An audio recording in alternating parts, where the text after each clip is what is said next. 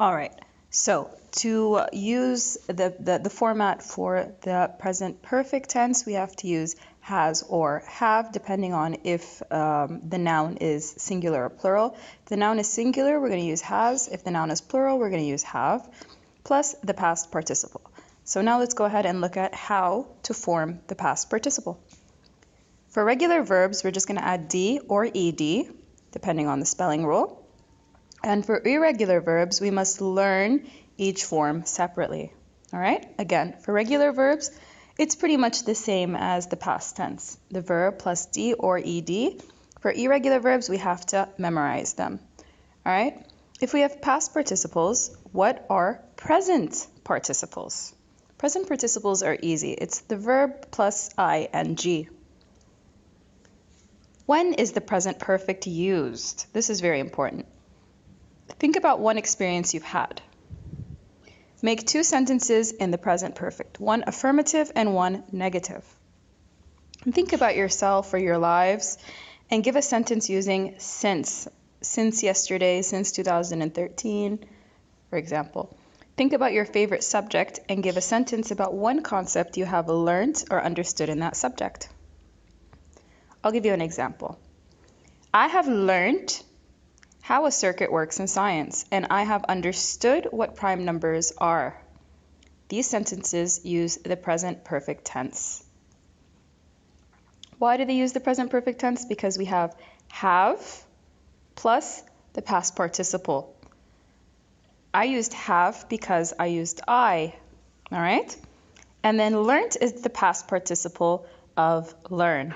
Same with the second sentence, I used have because I used I, and understood is the irregular past participle of understand. So far, you have learned how to use present simple perfect or present perfect simple, but there's also present perfect continuous. And remember, we said it is the verb plus ing. Let's see what the difference between them might be. I have learnt the English words. This is our example sentence. This is in the present perfect. How would the sentence be in the present perfect continuous? I have been learning the English words. So here we keep have stable because we used I, but instead of using the past participle, we used the present participle and we used been before the present participle. This is a rule. Is there a difference in the meaning?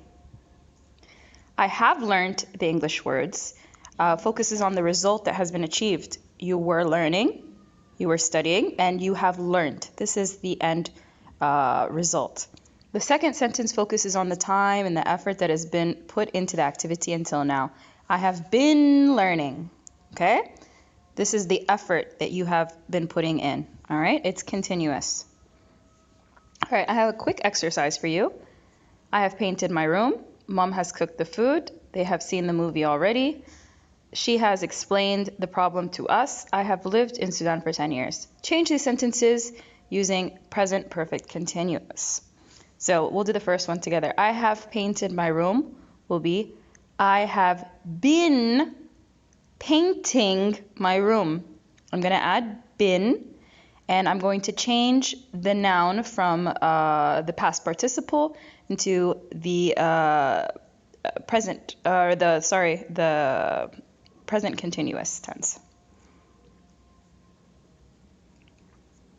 All right, do all the sentences make sense? If they do, is there a change in the meaning? And we have established, yes, there's definitely a change in the meaning. So all of these sentences make sense when they're changed to the present perfect continuous, except for they have been seeing this movie already. This sentence does not make sense. The other simple sentences focus on the result. The continuous sentences focus on the length of the activity until now. In the case of the last sentence, the simple and continuous mean exactly the same, though the second focused more on the length than the first one. All right, let's go ahead and look at our homework for today, or our classwork, but since we are at home, we're going to be considering it classwork, or homework, sorry. All right, so we have page 14. Okay, so we have page 15. You're going to complete the conversation with the verbs from the box in the correct form.